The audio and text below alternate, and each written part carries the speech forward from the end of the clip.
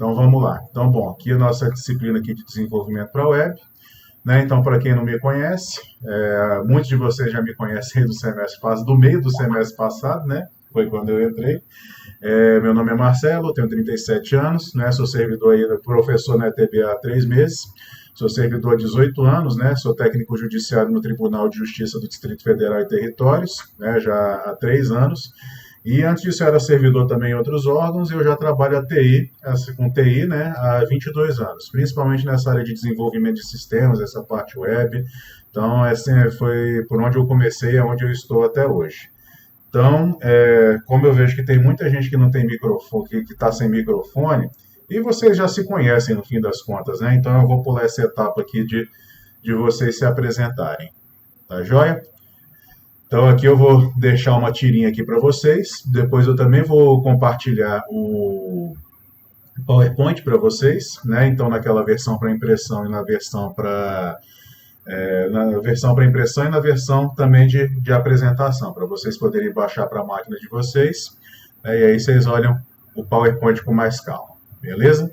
Então vamos lá. Então, uma das coisas que a gente tem que ver quando a gente começa a falar dessa parte de desenvolvimento para a Web 2, né, que é o principal objetivo do nosso curso aqui, é a respeito de desenvolvimento de sites dinâmicos, né? Então, o que diferencia um site dinâmico para um site não dinâmico? Então, o site dinâmico, ele interage e isso as ações dos usuários. Então, eles podem realizar processamentos também, né, que não são dentro do dispositivo do usuário. Opa, só um minutinho, alguém está entrando, a campainha tocou. Bom dia para a Virna que chegou aí agora. Então, eles realizam processamentos, né, que não são realizados pelo dispositivo do usuário. Chegou mais gente, a campanha tocou. Bom dia, Tiago. Vamos lá. E o que seria esse processamento que não é realizado no dispositivo do usuário?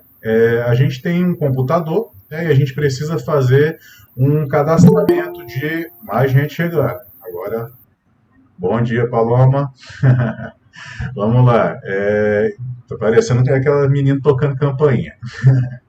Então, olha só. Então, eles precisam realizar processamentos, né, que não são realizados no dispositivo do usuário. Então, por exemplo, isso é uma operação no banco de dados. A gente pode ter um site dinâmico, né, instalado na nossa máquina. A gente pode ter um servidor web instalado na nossa máquina e que ele vai fazer um processamento de banco de dados, esse tipo de coisa. Apesar disso estar rodando na nossa máquina, de não ser um dispositivo fora do nosso, né, um dispositivo que não seja nosso, o nosso site ele é um site dinâmico. Então, eu, Marcelo, meio que tenho uma classificação nova. É um site que ele interage, né, com o usuário, fazendo processamento de informações. Então, isso aqui eu vou entrar um pouquinho mais nesse detalhe com vocês. E assim, acabou que com essa história agora de single page applications, né, como o Angular, como o próprio como o Ember, como o... Agora eu esqueci o nome desse que é utilizado pelo Facebook, o React. Então, são sites que, na verdade, eles são estáticos, mas que eles fazem requisições para dispositivos remotos, então aquilo ali não aparece. Então, antes a gente tinha aquela visão de que se o site muda de tela, se a gente envia um formulário, ele é um site dinâmico. Mas hoje a gente pode ter, com tantos recursos que a gente tem hoje no nosso navegador, a gente pode ter também um site dinâmico, inclusive hospedado dentro do nosso navegador, e inclusive sem um servidor de banco de dados, por exemplo. Eu vou estar exemplificando isso para você depois. Mas assim, os sites dinâmicos, né, em sua grande maioria, eles podem necessitar de um serviço de hospedagem, né? Eles necessitam de um serviço de hospedagem, né, e que suporte a instalação de um servidor web ou um servidor de aplicação na infraestrutura dele. Então, por enquanto é a parte mais teórica, depois a gente vai ver um pouquinho alguns gráficos que vão facilitar esse entendimento. Então, aí, campainha tocando. Bom dia, Amanda. Então, foi a pergunta aqui que eu faço para vocês. É possível a gente ter um site dinâmico desenvolvido somente utilizando HTML e JavaScript? Sim, pessoal, é possível. Então, hoje a gente tem, com a adoção do HTML5 principalmente com o advento desses navegadores novos, né, a gente tem algo dentro do navegador que se chama o Local Storage. Então, o que é o Local Storage? Bom dia, Jorge. O local storage ele é um recurso que tem dentro do nosso navegador que ele permite que a gente armazene dados, que nós ou um determinado site armazene dados dentro do nosso computador. Então, esses dados eles vão ficar armazenados em uma área segura, dentro daquele navegador, e eles vão poder ser acessados em um momento oportuno. Né? No momento em que a gente abrir aquele site, ele vai poder fazer a verificação disso. Então, foi um exemplo aqui que eu dei, por exemplo, de um site dinâmico, que ele não precisa de uma arquitetura subjacente, como um servidor web, como um banco de dados. A gente poderia, por exemplo, criar uma agenda, né? Uma agendinha, um sistema de agenda, que a gente poderia, por exemplo, aqui, igual aqueles to-do, né, que a gente vai marcando, foi feito, não feito, foi feito, não feito, e a gente poderia utilizar, por exemplo, o local storage, e para isso a gente só utilizaria HTML e JavaScript. Então, isso é um exemplo de um site que antigamente a gente poderia falar que era estático, apesar de que antigamente não seria possível fazer isso, né, mas que ele conseguiria se comportar de forma dinâmica para a gente. Mas a priori, né, os sites dinâmicos, eles são aqueles servidores mesmo, que tem um aparato subjacente a ele. Então, a gente tem o nosso computador, onde a gente faz a requisição para esse site, né, e um servidor remoto ele vai estar fazendo a devolução para a gente daquele conteúdo. E aí esse conteúdo ele pode ser processado ou talvez ele não seja processado. Ok? Então vamos lá então, vamos prosseguir aqui. Deixa eu só voltar para a minha outra janelinha do PowerPoint aqui para eu poder conseguir caminhar. Então vamos lá. Então o que são servidores web estáticos? Né? Servidores web estáticos são aqueles que consistem, né, em um aparato de hardware e software, isso é uma definição minha, do Marcelo, tá? Preparado para entregar ao solicitante recursos armazenados nele. Então, os recursos eles são entregues de tal forma como foram criados e armazenados no computador. Então, não vai ter neles nenhuma espécie de armazenamento. Então, assim, é importante eu explicar isso para vocês, pessoal. É necessariamente um hardware mais um software? Não, não é. Porque basta que a gente tenha um servidor web, que ele entregue esse conteúdo estático, e a gente já tem um servidor estático. Mas em algum lugar a gente vai ter que ter um hardware. Então, deixa eu dar alguns exemplos para vocês. Antigamente, quando não era tão popular essa parte de virtualização de dispositivos, né, hoje a gente tem o Docker, hoje a gente tem o Oracle VirtualBox, hoje a gente tem o VMware, né? Então, antigamente a gente não tinha isso. Como é que era um servidor web? O servidor web, ele era uma máquina, assim como essa que a gente tem em casa, né, só que uma bem mais parruda, obviamente, e nele a gente instalava, né, o serviço de hospedagem, instalava um servidor de aplicação. Então, se fosse, por exemplo, para servir uma página ASP, seria o Internet Information Server. Se fosse o PHP, teria que instalar o Apache, né? O Apache que é um servidor de páginas estáticas, ele por si só, e aí a gente adicionava ao Apache o módulo do HTTP, o módulo do PHP, para poder adicionar as funcionalidades do PHP nele. A gente também poderia instalar, se fosse uma página em JSP, instalar o Apache Tomcat. Né? E aí, com o passar do tempo, foram surgindo outros servidores de aplicação. E aí, como o JBoss, como o IBM WebSphere. Então, hoje a gente tem uma infinidade de servidores web, de servidores de aplicação que realizam esse trabalho. Então, assim, é importante até eu falar com vocês aqui também e diferenciar, né, servidores web de servidores de aplicação. São coisas diferentes. Servidores de aplicação, eles são mais robustos que servidores web. Servidores web, eles têm aquela função de servir as páginas para a gente, né, para o público, né, no momento em que elas são requisitadas. Os servidores de aplicação, eles são mais robustos, então eles podem fornecer também a parte de SOA, eles têm uma interface de administração complexa para poder fazer isso, eles têm aqueles controles de acesso, então o JBoss, por exemplo, é um exemplo disso, que a gente tem que entrar dentro dele e realizar configurações antes que ele esteja totalmente funcional para a gente estar utilizando ele. Então, a gente pode diferenciar isso, servidores web estáticos, né, os servidores web, na verdade, dos servidores de aplicação. É importante a gente fazer essa diferença, mas são dois termos que são, apesar de eles serem bem díspares assim, né, eles são comumente confundidos. Muitas vezes eu me confundo. Eu chamo servidor web de servidor de aplicação ou servidor de aplicação e servidor web e não tem problema nenhum. Se alguém reclamar com vocês assim, você falou errado, é servidor de aplicação, pode chamar essa pessoa de chata, que ela é chata se ela estiver te implicando por causa disso. Beleza, pessoal? Então, o que acontece? O servidor web estático, ele não realiza processamento daquele conteúdo que é enviado. Eu lembro que há uns 18 anos atrás, por aí, surgiu um serviço de hospedagem aqui no Brasil que ele se chamava HPG. Eu acho que provavelmente vocês ainda mamavam no peito da mãe de vocês, estavam chupando chupeta quando o HPG surgiu, né?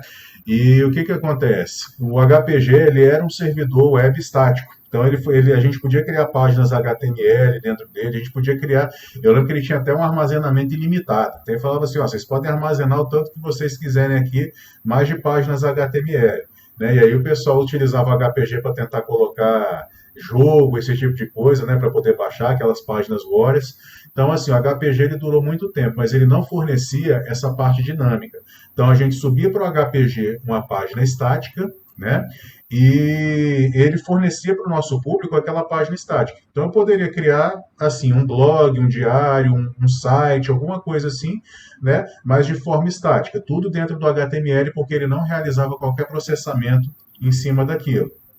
Então, é um exemplo de servidor web estático. Hoje a gente tem, por exemplo, além do Apache, a gente tem Nossa, agora eu esqueci o nome dele. Daqui a pouquinho eu falo para vocês o nome do outro. É um que a gente tem utilizado bastante, porque ele é bem leve. Então, ele permite, né, que a gente faça ele permite que a gente utilize ferramentas como o Docker de uma forma mais fácil. Então, hoje o Docker ele é a mania do mercado, né, em termos de virtualização, porque realmente ele é muito prático para a gente poder subir um ambiente rapidamente, a gente fazer a redundância daquele ambiente, né, e para que algo rode dentro do Docker, é importante é interessante, na verdade, né, que seja uma aplicação leve. Então, é algo que está sendo muito utilizado, e principalmente nesse conceito das single page applications, porque ele vai entregar o HTML para a gente, né? E hoje o JavaScript ele já tem essa capacidade de, através dessas requisições via AJAX, ele enviar para um determinado serviço que está num servidor,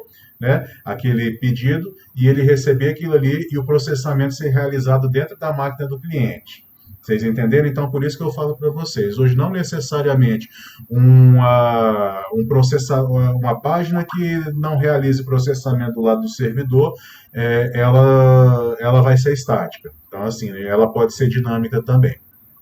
Ok? Vamos lá, pessoal. Deixa eu ver aqui só um minuto. Deixa eu ver aqui no chat se tem alguma dúvida. Não. Então, vamos prosseguir aqui. Então, simbora.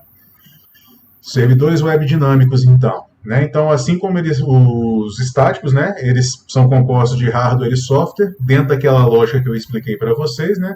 Só que os servidores web dinâmicos, eles no momento em que eles receberem uma requisição de uma determinada página, se aquela página ela for uma página dinâmica, ela vai ser processada antes de ser enviada como resultado, né, para aquele navegador solicitante. Então, desculpa, gente, perdi um pouquinho o fio da meada aqui. Então, eles recebem, pronto. Então, olha só, mas um servidor web dinâmico, ele consegue fornecer páginas estáticas também? Consegue, ele consegue fornecer páginas estáticas também. Quando eu comecei a desenvolver lá em 1998, mais um tempão atrás, 22 anos atrás, eu lembro que eu tinha instalado, por exemplo, na minha máquina, né, o Internet Information Server, para poder utilizar a ASP. Então, o ASP, na versão dele 3.0, foi a primeira linguagem que eu aprendi a desenvolver. E o ASP, para a gente poder para a gente poder indicar que uma página ela seria processada pelo servidor, a gente teria que alterar a extensão dessa página. Então, sempre que essa página tivesse um processamento, a gente colocava o nome da página, .asp, né? E aí ele entenderia que aquilo ali seria processado. Né? Então, por exemplo, se eu colocasse uma página .html, como o arquivo HTML ele é um arquivo estático, né, ele não sofreria processamento. Então, eu poderia colocar os blocos que fossem de desenvolvimento dentro de uma página ASP, né? Mas se eles estivessem dentro de um arquivo HTML, não ia ocorrer o processamento desse arquivo. Então, precisava que fosse dentro de uma página, dentro de um arquivo .asp para a gente poder fazer isso. O PHP funcionava da mesma forma. Então, a gente instalava o Apache, instalava o PHP, né? E eu lembro que tinha algumas opções para a gente poder utilizar como extensão do arquivo, porque como HTML também, o Apache ele também não processava, ele devolvia direto. Então a gente tinha as extensões .phml, era uma opção de colocar um HTML, um PHP, né? A extensão também .php3, né? Porque nessa época a versão que estava vigendo do PHP era o PHP3. Hoje, para vocês verem, né? A gente já está no PHP 7. Então, eu não sei por que eles pularam o 6, né? Mas pularam do PHP 5 para o PHP 7. Né? E aí eu sei que após o PHP 3, quando foi lançado o PHP 4, eles limaram essa extensão .php 3. Então, bastava colocar .php. E aí isso passou a ser o padrão, né? Daí para frente. PHP 3, PHTML e .php. E assim, pessoal, aí vocês podem aí vocês, né, aqueles que ainda não têm tanto domínio disso, me perguntam, tá, mas então tudo que eu colocar dentro de um arquivo com a extensão PHP vai ser processado? Não necessariamente. Tá? Isso aí a gente ainda vai aprofundar nisso um pouquinho mais nas próximas aulas, mas a gente cria blocos, assim como no HTML, no nosso desenvolvimento para a Web 1. Eu mostrei para vocês que o HTML ele trabalha em blocos, essas outras linguagens de programação para a Web, como PHP, como ASP, até a versão 3 dele, a gente também trabalha com elas em blocos. Então a gente abre um bloco de programação dentro da página, e a gente vai codificar dentro daquele bloco, e aquilo ali vai realizar um processamento, e se houver necessidade, vai aparecer alguma coisa, ou se não, não vai aparecer. Se houver um erro, ele vai mostrar aquilo ali na tela. Então, eu vou estar mostrando para vocês ainda nas próximas aulas, né, à medida que a gente for aprofundando aí no PHP, como que a gente faz para poder mesclar esses códigos PHP com os códigos HTML dentro de uma mesma página. E é algo que eu quero conversar com vocês, pessoal. Hoje, algo que está muito em voga aí, assim, que é uma tendência que veio para ficar mesmo, é a tendência do MVP. Então, não sei se vocês já estudaram isso, que é o Model View, Model View, MVC, Model View Controller. MVP é outra coisa. Bom, então deixa eu só explicar aqui para vocês o que é, porque eu também trabalho, como eu trabalho com desenvolvimento ágil, né, então a gente também tem muito na nossa cabeça o MVP, que é o Minimum Viable Product. Então é o produto mínimo viável, né, então eu acho que a gente vai até conseguir ver um pouquinho isso na nossa outra disciplina, né, que é a parte de engenharia de software. Agora eu esqueci o nome também da nossa outra matéria que a gente vai ver junto. Mas eu vou conversar com vocês um pouquinho a respeito disso, né? E é um produto mínimo viável para a gente entregar para que o usuário comece a usar. Mas nesse caso aqui da nossa aula é o MVC, então é o Model View Controller. Né? Então o que é isso? A gente tem a parte de modelo, né? A gente tem a parte da visão e a gente tem a parte do controlador. Então, o controlador ele recebe as requisições do usuário e realiza o processamento daquilo. O model, que é o modelo, ele vai fazer o mapeamento com o banco de dados dos objetos daquele sistema, né, para que eles possam ser persistidos, carregados e consultados, todo esse tipo de coisa. E o view, né, que é a visão, que é a visão mesmo do usuário, que é onde o usuário ele vai visualizar aquilo que é o que o usuário pode pegar mesmo, é a página que o usuário visualiza. Então, esse padrão de projeto MVC, ele é interessante porque ele separa a lógica do sistema e ele permite que a gente trabalhe em conjunto nessas 3 camadas aí. A gente pode ter mais camadas além dessa, né? Mas a gente consiga trabalhar nessas 3 camadas paralelamente, sem que o trabalho de um interfira no outro, né? Então não fica aquele código macarrônico misturado, onde a gente não sabe o que é o que. Apesar de ser possível trabalhar com esse código macarrônico, né? O MVC ele é algo bem mais interessante, bem mais fácil para poder ser trabalhado. É um conceito que é um pouquinho mais chato de se entender, mas depois que a gente pega ele, a gente flui legal nele. Isso aí a gente também vai poder conversar bastante sobre isso aí nas próximas aulas. Vamos lá. Inclusive, pessoal, eu não pude, eu até poderia falar para vocês quando a gente conversaria exatamente a respeito disso. Só que a gente só recebeu ontem o planejamento do nosso semestre, né? Então, agora que eu vou estar vendo quantas semanas letivas nós vamos ter, né? A gente vai ter alguns sábados letivos também. Então, eu vou estar organizando isso aí para a gente poder dividir o nosso conteúdo de forma adequada e não ficar nada corrido. Então vamos lá, né, pessoal? Então, qual que é a diferença entre o armazenamento local, né, e o armazenamento remoto? Então, vamos ver aqui. Então, se podemos utilizar o armazenamento local e processar as informações utilizando JavaScript, por que deveríamos utilizar, então, né, um servidor de aplicação? Então, é uma pergunta que a gente faz. Se eu posso ter o sistema dentro da minha máquina e guardar os dados dentro da minha máquina, por que eu preciso utilizar um servidor de aplicação? Bom, em primeiro lugar, porque existem equipamentos muito diferentes, né? Então, eu posso ter, por exemplo, um computador aqui na minha casa, que é um Core i7 com 32 GB de RAM, com HD SSD, com a placa de vídeo, uma ATI Radeon monstruosa, né? E um outro colega, ele pode ter na casa dele, por exemplo, um Pentium, um Celeron. Então, essa diferença de processamento, pessoal, já é algo que conta para a gente poder decidir isso. É algo que atrapalharia, né? Uma pessoa teria uma experiência com o sistema, que tem um computador mais rápido, teria uma experiência, e uma pessoa que tem um computador mais lento, utilizaria de outro, né? Agora, esse é o menor de todos os problemas. Quais que são os grandes problemas nisso? Em primeiro lugar, segurança. Então, você já pensou se, por exemplo, se o Banco do Brasil, se o banco que vocês, os pais de vocês têm, armazenasse todas as informações de segurança dentro do computador de vocês? Seria algo que seria muito perigoso, né? E até no celular mesmo, a gente acessa coisas no celular. Se isso tudo fosse armazenado no celular, o celular tem muito menos camadas de segurança, né, e um computador também, do que um servidor web desse. Então, é algo que não seria já recomendado por aí. E, além disso, o que pode acontecer? Dentro do nosso computador, quem já teve um HD queimado, quem já teve problema com o computador, sabe, né, que se o nosso computador ele falhar, a gente, dependendo da forma como ele falhar, a gente perde todos os dados que estão armazenados dentro dele. Então, o armazenamento seguro, o armazenamento remoto é algo que, em teoria, né, tranquiliza a gente em relação a essa questão do armazenamento. Então, a gente pode confiar em todos os sites que nossos dados estão muito bem guardados? Não, não podemos confiar. Tem muito site por aí que é famoso, que é muito acessado e que eles guardam as nossas senhas em texto plano. Então, assim, é algo que é bem perigoso. Bancos não, bancos como eles seguem normas, então eles não podem fazer esse tipo de coisa.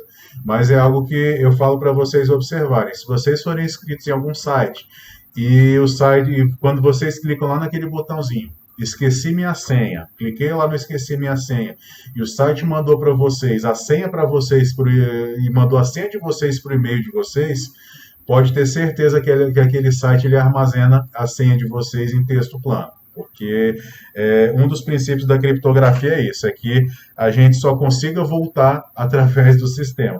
Ou então a pessoa fez um sistema de criptografia tão ruim, tão vagabundo, né, que ele descriptografa a senha e devolve para você. Isso vai contra qualquer norma de segurança que possa existir dentro da TI. Ok, pessoal?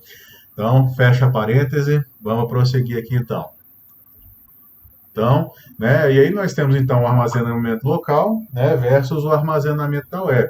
Então, quando a gente, por exemplo, desenvolve um site dentro do nosso computador, né, então a gente instala dentro do nosso computador um servidor web, instalamos o NPM, instalamos outra ferramenta e criamos aquele site dentro do nosso computador, a não ser que a gente disponibilize o nosso IP, que a gente abra o nosso IP para a internet, aquele site ele não vai estar, né, aquele site, aquele blog, aquele sistema que a gente fez, ele não vai estar disponível para o público em geral, né? As pessoas não vão conseguir visualizar aquele site. Existem meios da gente fazer isso? Existe. A gente pode transformar o nosso computador num servidor, né? No momento que a gente obtém através lá do nosso provedor um IP estático, a gente abre o nosso roteador para fora, né? A gente coloca o nosso o nosso computador dentro de uma DMZ, né? Mas isso é outra aula para poder explicar isso para vocês. E aí a gente disponibiliza então o nosso computador como servidor web e aí ele vai estar disponível.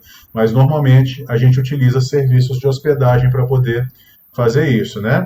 Agora, como eu disse para vocês, tem essa exceção, né? Mas em regra, a gente envia o nosso site para um serviço de hospedagem, nosso site, o nosso sistema, a nossa página, e aí sim ele vai poder, e aí sim ele vai estar disponível para a web, né? E dentro da web, a gente tem tanto sites dinâmicos como sites não dinâmicos, né? Então a gente pode ter essas duas coisas aí.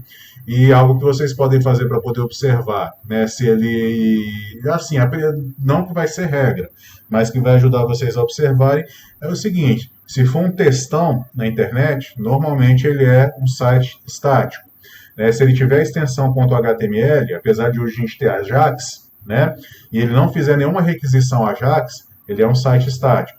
Se ele é um site que ele faz requisição via Ajax, ele é um site dinâmico. Bom, se a gente faz envio de formulário, salvamento de formulário, se a gente recupera a nossa senha, faz login, ele é um site dinâmico. Então, daí a gente já começa a diferenciar, né, sites estáticos de sites dinâmicos, e com o passar do tempo a gente vai aprendendo mais com isso. Então, vamos lá. Como é que funciona, então, o acesso ao website? Então, esse aqui foi um infográficozinho aqui que eu criei para poder mostrar para vocês. Então, a gente tem aqui o Zé, né, que está trabalhando aqui na máquina dele. A gente tem aqui o computador do Zé e a gente tem aqui no servidor web um site. Então, vamos supor que o Zé está no momento de folga dele, ele quer assistir, ele quer acessar o Xvideos. Vamos brincar com isso.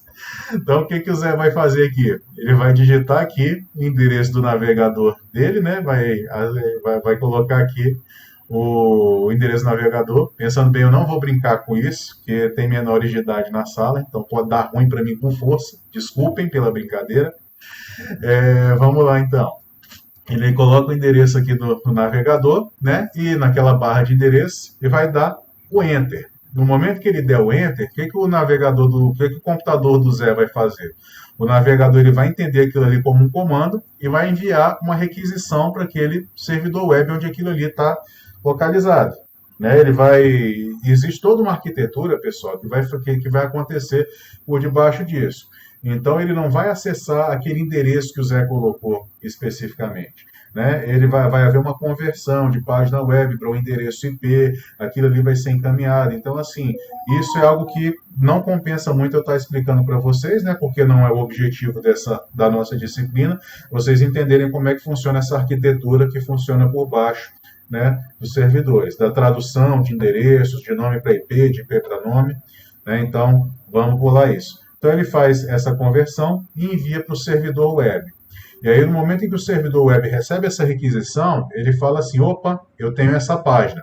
Mas ele pode dar muitas respostas, né? É algo que a gente vai ver também no futuro. Pode ser que a página não seja encontrada. Então, por exemplo, é uma página 404.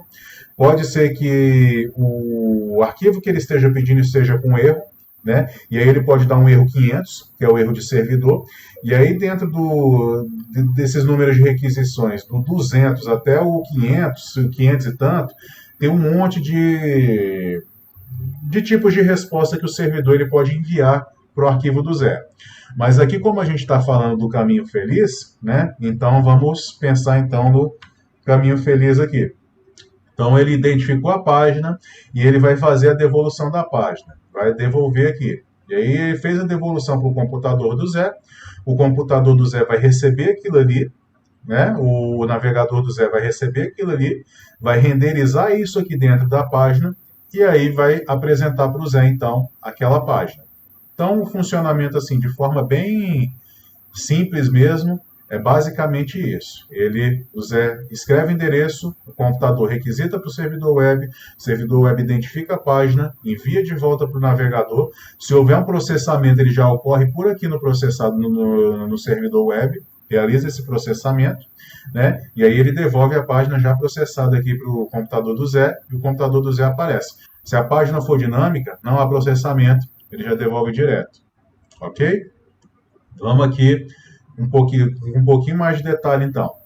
Então, olha só. Então, aqui a gente tem o navegador aqui, né? E o navegador, ele através do protocolo HTTP, ele faz uma requisição HTTP. para esse servidor web.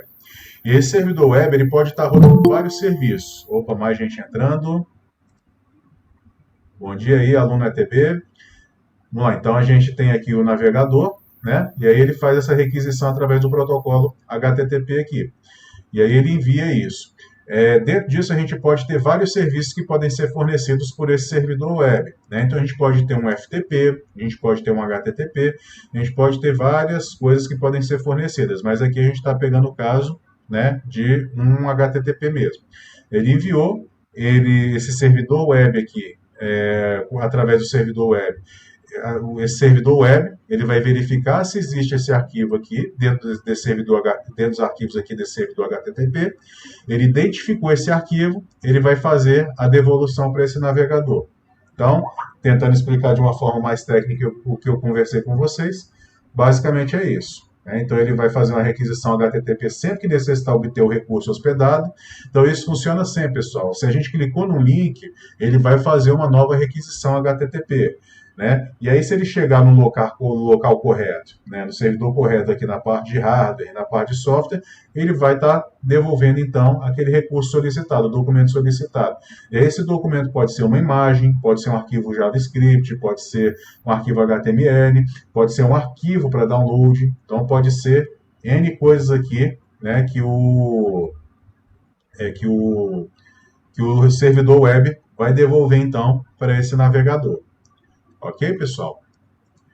E aí, como que as coisas, então, elas funcionam do lado do cliente, então? Então, olha só. Então, a primeira requisição, ela é sempre feita pelo cliente, né? Então, não tem jeito de uma página web chamar o nosso computador, né? A não ser que o nosso computador esteja com aqueles adware, com algum vírus, coisas assim, mas mesmo assim, a requisição ela vai ter que partir da nossa máquina. Então, a página remota ela não consegue chamar nosso computador. Para a gente acessar, por exemplo, o site do Ponto Frio, por exemplo, né, a gente tem que entrar lá, www.pontofrio.com.br, né, quero comprar uma geladeira. Então, a gente precisa acessar o site do Ponto Frio para que ele me devolva o conteúdo. O site do Ponto Frio não vai vir até mim e vai me devolver o conteúdo sem eu pedir. Então, mas no momento em que a gente cria, estabelece esse tipo de conexão, hoje a gente tem soluções como sockets, por exemplo, e no momento em que é estabelecida essa primeira conexão, né, com o servidor, aí o servidor ele pode passar a enviar conteúdo para o cliente sem a requisição do cliente. Hoje isso é possível acontecer, mas em regra é sempre isso. O cliente ele tem que fazer aquela primeira requisição. Então, após a requisição do cliente, né, o servidor ele vai devolver as informações e o servidor, como eu disse, acabei de dizer para vocês, ele vai poder enviar essas informações de forma assíncrona para o cliente. Então, é através disso, através de sockets, por exemplo. Então, tem sites de leilão, como o Mercado Livre, tem alguns que é de leilão reverso, né? Então, você vai comprando, você clica você vai dando lance, o lance ele vai aumentando de 1 em 1 centavo. E se ninguém der mais um lance, por exemplo, em coisa de 10 segundos, coisa assim, aí ele encerra o leilão. Mas você observa nesses sites, quem já passou por eles, que a gente vai vendo quando outras pessoas vão clicando, né? Então, o preço daquele produto, ele está, sei lá, em R$1. E a gente vai vendo quando as pessoas estão clicando. Então, ele vai 1 em 1, 1 em 2, 1 em 3, ele vai aumentando. Então, o que é aquilo? No momento que a gente conecta naquele site, ele estabelece um socket com a nossa máquina, né, com o nosso computador, e aí ele vai enviando informações, então, para a gente de forma assíncrona, indicando aquilo ali, indicando, né, que o valor do produto está aumentando. Né? Agora, para que a gente receba informações do site, isso aqui é essencial, né? A conexão ela tem que estar ativa. Então, se a gente estiver desconectado ou se tiver havido uma intermitência na nossa internet, né, o irmãozinho mais novo tiver dado um chute no roteador, né, aí não tem jeito disso acontecer. Então, a conexão ela precisa estar ativa. Então, olha só, pessoal, resumindo aqui, né? Então, o cliente, ele inicia as requisições, ele aguarda as respostas, ele recebe respostas, ele se conecta a um número reduzido de servidores. Então, isso vocês podem observar até no computador de vocês. Apesar de ser bem difícil trabalhar com isso, mas a gente não consegue, por exemplo, ter 300 páginas abertas dentro do nosso computador. Um por questão de memória, porque os navegadores atuais eles são monstros devoradores de memória, né? Então, eles comem muita memória. Então, com 10 páginas aqui, muitas vezes meu computador, que é até um computador parrudo, o meu computador já pede arrego aqui, sabe? Então, imagina 300 páginas. Né? E vamos continuar então. Ele interage com os servidores através de um software específico, que é o browser ou é o navegador. Né? Então, browser é o navegador, né? Através dos protocolos estabelecidos, né? E ele utiliza recursos da rede. Então, é isso aqui que o cliente ele faz, né? Em resumo. E o servidor, o que o servidor faz?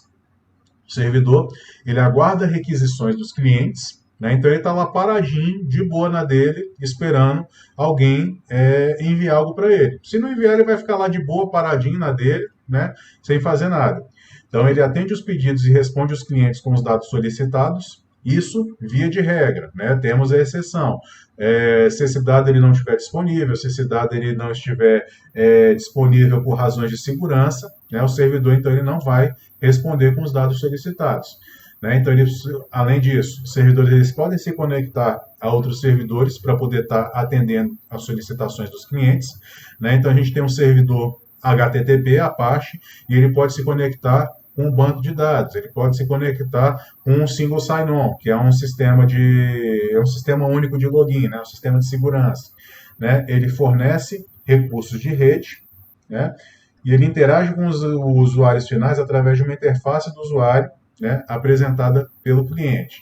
Então, a gente pode configurar o nosso computador ou através de arquivos de texto, arquivos de configuração, mas, por exemplo, servidores de aplicação, né, como o JBoss, por exemplo, como o IBM WXPhee e outros aí que a gente tem, o da Oracle também e vários outros que a gente tem, né, eles têm interfaces de usuário para a gente poder configurá-los. Né? E é algo que não está aqui, pessoal. Aí, nesse caso, ele pode interagir, né? Diferente aqui do cliente que se conecta a um número reduzido de servidores, o servidor ele se conecta a um número elevado de clientes. Ok? Então, o servidor ele consegue, dependendo da robustez dele, né? Ele consegue se comunicar a vários clientes. Ok, pessoal? Então, dentro daquilo que eu falei para vocês, né, do servidor ele poder se comunicar com outros servidores, né, para ele poder atender a requisição do cliente, a gente tem aqui, então, servidores multicamadas. Né? Então, na verdade, apesar deles não serem, de camada não ser a definição mais precisa para isso, mas a gente pode tratar dessa forma, porque normalmente camadas estão sobrepostas, né? Mas no caso, essas camadas não necessariamente elas precisam estar assim, elas podem estar dispersas também. Mas por falta de uma definição melhor, né, vamos usar então multicamadas mesmo. Ok, pessoal? Então, o cliente aqui, nesse caso, ele envia uma requisição para o servidor e o servidor ele vai poder consultar diversos servidores até que a resposta da requisição ela seja devolvida ao cliente. E assim, para esse cliente, pessoal, esse processo é um processo transparente. A gente pode até por conhecimento, aí vem com a experiência mesmo, a gente identificar recursos que estão dentro daquele servidor e como eles estão dispostos dentro do servidor. A experiência vai dando para a gente essa bagagem para poder perceber isso. Mas a intenção principal é que isso seja transparente mesmo para o cliente. Então, nesse caso, o que acontece? O Zé aqui ele fez um acesso ao ponto frio. Então, o que o ponto frio ele vai verificar? Em primeiro lugar, ele vai verificar, né, em um sistema de permissionamento se o Zé ele está logado, que é o single sign-on aqui. Né, vai verificar, se o usuário está logado? Sim, ele está logado, o nome de usuário e senha dele estão registrados. Beleza, devolve aqui para o servidor, o Zé está logado, tá ok. E aí o que o ponto frio vai poder perguntar? Tem alguma coisa no carrinho de compras dele? Quais foram as últimas pesquisas que ele fez? Tem alguma coisa que o nosso sistema de inteligência artificial acha que pode interessar o Zé nessa visita dele? Então o que esse servidor vai fazer? Ele vai acessar aqui então o banco de dados, né, e aí algum serviço de inteligência artificial, tudo para poder estar fazendo a devolução disso aqui, e aí nesse momento, então, isso aqui vai estar sendo apresentado para o Zé. né? E aí o Zé vai olhar assim, sei lá, o Zé, da última vez que ele entrou no site do Ponto Frio, ele olhou uma bicicleta, por exemplo. E aí quando ele simplesmente olhou, nem colocou no carrinho, nada disso. E quando ele volta aí no site do Ponto Frio aparece, olha o que encontramos para você. E aí tá lá, bicicleta Caloi, bicicleta, todos os tipos de bicicleta, e aí o Zé fica impressionado com isso, fala, caramba, como é que o site sabia exatamente o que eu queria? É dessa forma que as coisas funcionam. E para aquele leigo, né, para ele aquilo ali vai parecer algo mágico, incrível, maravilhoso, né, algo que saiu do filme do Harry Potter direto para a tela do computador dele. Né? Mas não foi isso que aconteceu. Na verdade, existe algo bem robusto aqui rodando aqui a fundo disso que o cliente não vê, mas que vocês com a experiência vocês vão saber como identificar isso. Ok, pessoal? Então, procurei aqui tentar dar uma definição melhor aqui a respeito de servidores web, né? Então, eles são ambientes para administrar, para instalação e execução de aplicações de informática. Então, eles centralizam e dispensam a instalação dessas aplicações, né, nos computadores clientes. Então, eles também são chamados de middleware. Né? E aí a expressão servidor web ela pode ser utilizada tanto para designar os equipamentos, né, como o hardware, como aquela torre mesmo, como o servidor Blade que vai estar lá sendo utilizado, né, como também os softwares que têm essa função como função de servir. Então o Apache, o Microsoft Internet Information Server, o próprio o JBoss e Apache Tomcat e tantos outros, né? Então quando a gente fala servidor web, a gente pode utilizar isso para se referir tanto ao servidor, a máquina, o hardware mesmo, como também ao software, ok? E quais são alguns dos serviços fornecidos por servidores web? Os servidores HTTP, né, que são aqueles que fornecem as páginas para a gente, os fornecedores FTP, né? E o FTP, para quem não conhece, é o File Transfer Protocol. Então, o que é isso? É um servidor, um protocolo para transferência de arquivos. Então, o FTP, ele não mostra a página para a gente. É um lugar onde a gente armazena arquivos e as pessoas podem ir lá e baixar. E por ele não ter toda essa estrutura que o servidor HTTP tem, por exemplo, para poder fazer processamento de páginas, para servir páginas, coisas desse tipo, a transferência de um arquivo via FTP, ela é mais rápida que o HTTP. No entanto, o FTP ele tem coisas como segurança, para a gente poder colocar o nome de usuário e senha, limitação de acesso a determinadas páginas. Então, assim, apesar de eles serem fornecidos pelos servidores web, eles são protocolos diferentes, né? E eles têm finalidades diferentes e eles têm funcionamentos diferentes, ok? Além disso, a gente pode ter também servidores de e-mail, como o Microsoft Exchange, o Exchange, né, que é o servidor que, para quem usa o Hotmail, por exemplo, ele é o servidor de e-mail. A gente pode ter outros servidores, né, que são gratuitos, que são instalados. A gente pode ter os serviços POP, IMAP, SMTP, que são serviços aí inerentes ao envio de e-mails, né? E a gente pode ter também um servidor de banco de dados. Então, servidor de banco de dados, a gente pode ter o Postgre, pode ter o MySQL, a gente pode ter um Oracle, a gente pode ter, hoje, a gente tem um NoSQL também, um NoSQL, de servidores orientados a grafos, então a gente tem o Hadoop, né, o Apache Hadoop, então a gente tem vários tipos de servidores hoje, né, que podem ser disponibilizados através da web para o nosso site. E aí, pessoal, o que nós vamos utilizar, né, dentro do nosso curso? Então, a gente vai utilizar aqui ou um Apache HTTP Server, né, ou AMP, ou LAMP, ou CHAMP. Então, tudo é AMP, né? Isso aqui eu vou conversar com vocês depois pelo fórum, para a gente poder ver como é que a gente vai fazer as dinâmicas da nossa sala. Porque, assim, eu entendo que alguns de vocês estão assistindo a aula pelo celular, que talvez o computador esteja sendo utilizado pelo irmão, então talvez para vocês não seja possível instalar um servidor web aqui no computador de vocês. Mas a recomendação inicial, pessoal, é essa, que vocês, se possível, né, instalem um servidor web aqui no computador de vocês. Na próxima aula eu vou estar mostrando para vocês na prática como que a gente faz isso. E o servidor que eu mais recomendo é o CHAMP. Recomendo porque eu utilizo ele, porque ele já vem com tudo que a gente precisa. Então ele vai vir com o PHP, configurado já. Ele vai vir também com o MySQL e ele vai vir também com uma interface para a gente poder utilizar o MySQL, para a gente poder fazer inserção no banco de dados, esse tipo de coisas.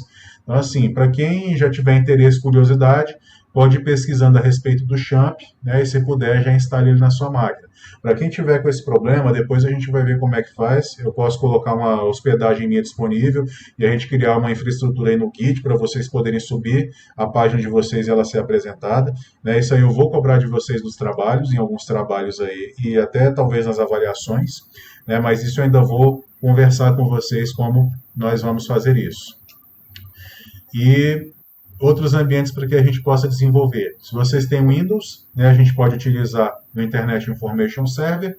E aquele servidor, pessoal, que eu falei para vocês lá atrás, que eu tinha me esquecido o nome dele, que ele é bem leve, que ele serve para poder fornecer páginas estáticas, né, que ele é bastante utilizado hoje em conjunto com o Docker, é o Nginx. É esse aqui.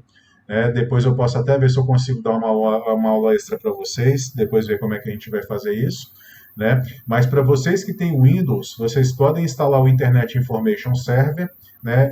É simplesmente um complemento que vai instalar. Quem tiver do Windows 7 para cima dá para ele fazer isso tranquilo, instalar o Internet Information Server. Vocês já vão ter um servidor de conteúdo na máquina de vocês. Né? E eu vou verificar se depois se é possível a gente subir ainda o PHP no Internet Information Server. Antes eu sei que era possível fazer isso, mas como eu já utilizo o Docker e outras soluções de virtualização há bastante tempo, eu não sei se isso é possível ainda de ser feito. Tá? Bom, pessoal, aqui estão as referências da nossa aula hoje, né? Foi onde eu busquei o nosso conteúdo. Vou parar aqui um pouquinho, então, o nosso compartilhamento. E é isso, pessoal. Agradeço vocês. Se ninguém tiver mais dúvidas, a gente encerra a nossa aula por agora. Hoje não vai ter exercício porque não tem Moodle, né? Hoje não vai ter dinâmica depois disso porque não tem Moodle. E se não houver mais nada, até amanhã, pessoal. Obrigado por vocês terem comparecido.